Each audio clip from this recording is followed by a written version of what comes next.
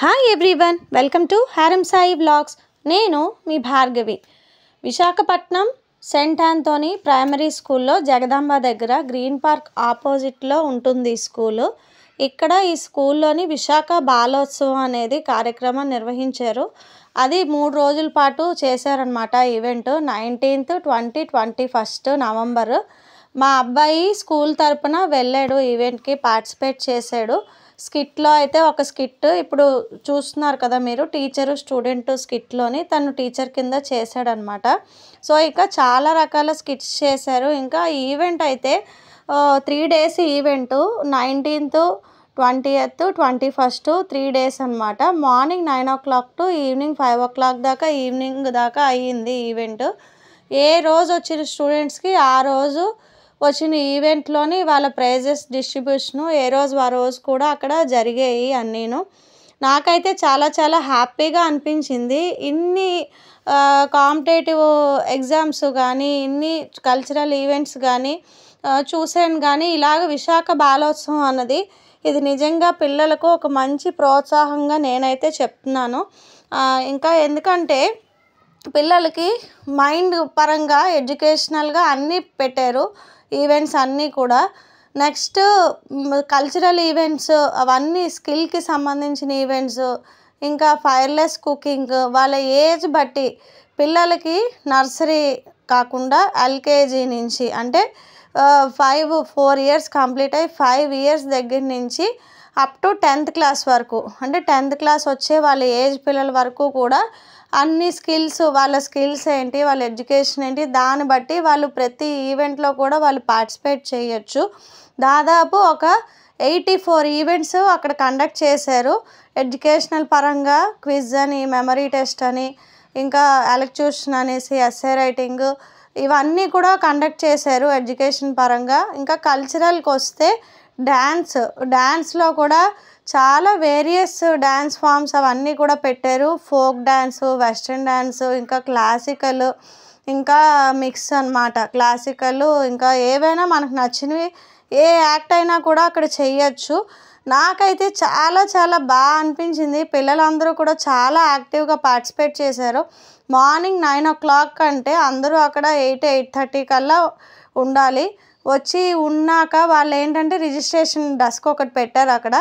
Registration దగ్గర వాళ్ళ names అవన్నీ వచ్చేమో అనేసి అక్కడ రిజిస్ట్రేషన్ చేయించుకున్నాక వాళ్ళు ఈవెంట్ ఏంటో చెప్తే వాళ్ళు అక్కడ నేమ్స్ అవి రాసుకున్నారు. టోటల్ అక్కడ స్కూల్ అయితే చాలా పెద్దది, Saint Anthony primary school. So అక్కడ మొత్తం ఇంతమందికి అక్కడ కండక్ట్ చేయాలంటే ఒక స్టేజ్ సరిపోదు కాబట్టి 3 stages అన్నవి అక్కడ ఏర్పాటు చేశారు. అక్కడ ఎవ్వరికి డిలే అవ్వకుండా, ఎలాంటి ఇబ్బంది లేకుండా అక్కడ క్లాస్ రూమ్స్లో అంతా కూడా ఎడ్యుకేషన్కి సంబంధించి ఎస్సే రైటింగ్ కాంపిటీషన్స్ కానీ, ఎలక్ట్యూషన్ కానీ, క్విజ్ కానీ, మెమరీ గేమ్ కానీ ఇవన్నీ కూడా అక్కడ రూమ్స్లో కండక్ట్ చేశారు. అక్కడ సపరేట్గా జడ్జెస్ని పెట్టారు, ఏ రూమ్కి ఆ రూము. మళ్ళీ సపరేట్గా ఇక్కడ ఈవెంట్స్ దగ్గర కూడా ఒక్కొక్క ఈవెంట్ దగ్గర 3 జడ్జీలు ఉన్నారు. ప్రతి ఈవెంట్ దగ్గర స్టేజెస్ దగ్గర ఈవెంట్స్ అనేవి అయ్యాయి. టోటల్ 3 stages కూడా పెట్టారు అక్కడ. నాకైతే చాలా బాగా అనిపించింది. చాలా చిన్న పిల్లలు కూడా డిఫరెంట్గా క్యూట్గా రెడీ అయ్యి వచ్చారు. మార్నింగ్ రెడీ అయిన వాళ్ళు ఈవినింగ్ దాకా అలా ఆ కాస్ట్యూమ్ తోటి అవన్నీ వేసుకొని ఉన్నారంటే నాకైతే చాలా గ్రేట్ అనిపించింది. పర్ఫార్మెన్స్లు కూడా ఒక్కొక్కరు చాలా చాలా బాగా చేశారు. ఇంకా ఇక్కడ క్లే తోటి అంటే మట్టితోటే మనకి ఏంటి వాళ్ళకి వరకు ఎంతవరకు ఆర్ట్ వరకు వచ్చో వాటికి కూడా కాంపిటీషన్స్ అన్నో పెట్టారు. ఇక్కడ మెయిన్ థింగ్ ఒకటి చెప్పుకోవాలి ఏంటంటే అది ఓన్లీ 1st, 2nd, 3rd వచ్చిన వాళ్ళకే కాకుండా ఎక్స్ట్రా కన్సలేషన్ ప్రైజెస్ కూడా ఇచ్చారు. అదే కాకుండా ఎవ్రీ పార్టిసిపెంట్కి కూడా ఒక పార్టిసిపేషన్ సర్టిఫికెట్ అన్నది ఇచ్చారు. మనకి విన్నింగ్ ఎంత ఇంపార్టెంటో ఏ కార్యక్రమం అయినా, మనం ఏ ఈవెంట్ పార్టిసిపేట్ చేసినా దాంట్లో మనకి పార్టిసిపేషన్ అంతకన్నా ఎక్కువ ఇంపార్టెంట్.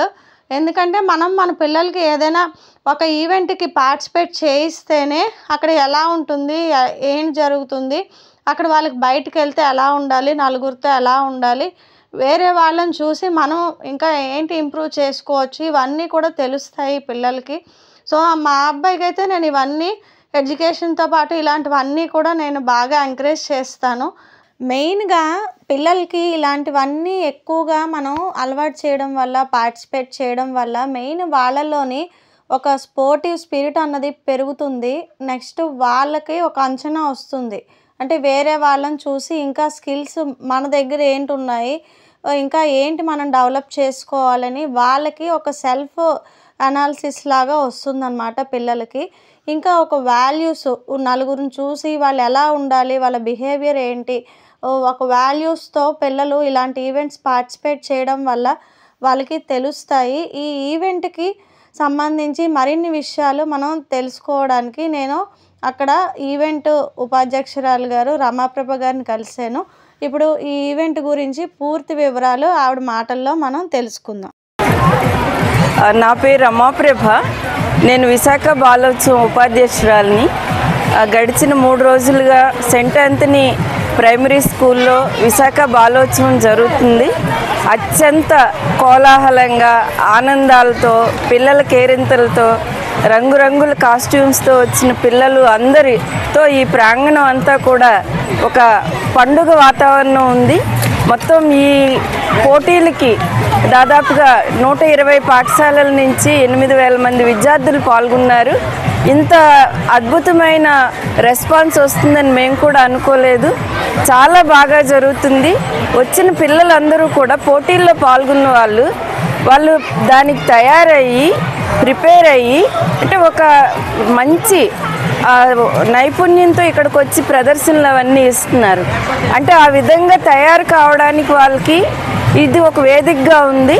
కాబట్టి విశాఖ బాలోత్సవానికి సహకరించిన అందరికీ కూడా ఈ ప్రైమరీ స్కూల్ యాజమాన్యంతో పాటు స్కూల్ యాజమాన్యాలందరికీ కూడా ధన్యవాదాలు తెలియజేస్తున్నాం. ఈ బాలోత్సవం అనేది అన్ని రకాల పాఠశాలలు ఇందులో పాల్గొవచ్చు. ప్రైవేటు, గవర్నమెంటు, కేంద్రీయ విద్యాలయాలు, ఎయిడెడ్ స్కూల్స్, ప్రతి ఒక్క స్కూలు కూడా దీనిలో పాల్గొవచ్చు. రెండోది ఏంటంటే ఇందులో పాల్గొన్న పిల్లలందరికీ కూడా పార్టిసిపేషన్ సర్టిఫికేట్ ఇవ్వడం జరుగుతుంది. అలాగే పోటీల్లో గెలిచిన వాళ్ళకి 1, 2, 3 బహుమతులతో పాటు కన్సలేషన్ కూడా 1, 2 అంటే మొత్తం ప్రతి ఈవెంట్కి కూడా 5 రకాల బహుమతులు కూడా పిల్లలకి ఇచ్చి ప్రోత్సహించడం అనేది జరుగుతుంది. అలాగే ప్రతి సంవత్సరం, గత సంవత్సరం మేము నిర్వహించాము, అలాగే ఈ సంవత్సరం రెండోసారి ఇది విశాఖ బాలోత్సవం నిర్వహించడం. అలాగే వచ్చే సంవత్సరం కూడా అంటే ఇంకా ప్రతి సంవత్సరం కూడా విశాఖ బాలోత్సవం అనేది జరుగుతుంది. ఈ బాలోత్సవంలో పాల్గొనడానికి పిల్లలు అత్యంత ఉత్సాహం చూపిస్తున్నారు. కాబట్టి ఇప్పటి నుంచే వచ్చే బాలోత్సవానికి కూడా వాళ్ళు వెయిట్ చేస్తూ ఉండొచ్చు, వాళ్ళు పాల్గొనవచ్చు. ముందుగా వాళ్ళ పేర్లు అవి కూడా నమోదు చేసుకోవచ్చు. ఈ బాలోత్సవంలో ఈవెంట్స్ అన్నీ కూడా వెనుకున్న టైం టేబుల్ ప్రకారం ఉంటాయి. మొత్తం 84 ఈవెంట్స్ జరుగుతాయి.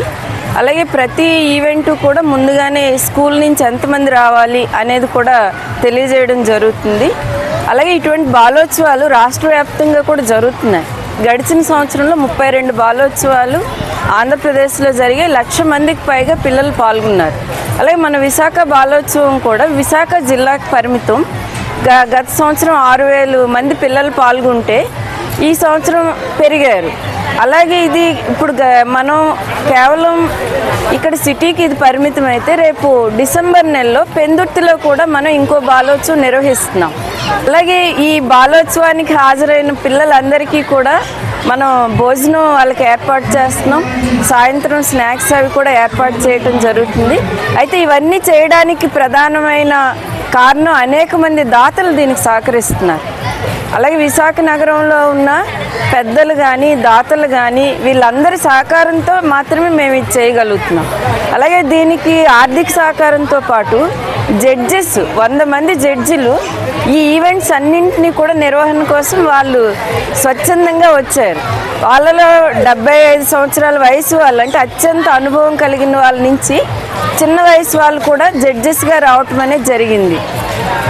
అలాగే ఇంకొక ముఖ్యమైన విషయం ఏంటంటే ఈ మొత్తం కార్యక్రమంలో ఒకేసారి ఈవెంట్స్ జరుగుతూ ఉంటాయి కాబట్టి దీనిలో వాలంటీర్స్ అనేవాళ్ళు చాలా కీలకమైన పాత్ర పోషిస్తున్నారు. 100 మంది వాలంటీర్స్ 3 రోజుల పాటు వాళ్ళ పేర్లు నమోదు చేసుకొని మొత్తం ఈవెంట్స్ నిర్వహణ అంతా కూడా వాలంటీర్సే చేస్తున్నారు. అటువంటి వాలంటీర్స్ కాలేజీ పిల్లలు, బీటెక్ చదువుకున్న వాళ్ళు, డిగ్రీ చదువుతున్న వాళ్ళు, వాళ్ళు వింటారు. అటువంటి అనేక మంది వాలంటీర్స్గా ఇక్కడ పనిచేయటం అనేది జరుగుతుంది. అంటే యువతలో ఒక సేవాభావాన్ని పెంపొందించే దిశగా కూడా ఈ బాలోత్సవాలు అనేవి ఉపయోగపడుతుంది.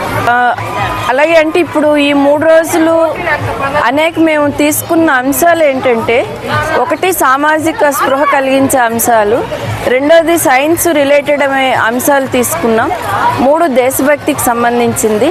అలాగే దీంతో పాటుగా బెస్ట్ ఫ్రమ్ వేస్ట్, అంటే పర్యావరణం ఈరోజు పాడైపోతుందని పర్యావరణాన్ని కాపాడాలంటే కనుక ఇక్కడికి హాజరైన అనేక మంది పిల్లలు వాళ్ళు ఏ విధంగా చెత్తను మనం బెస్ట్గా చేయవచ్చు చేసి చూపించారు.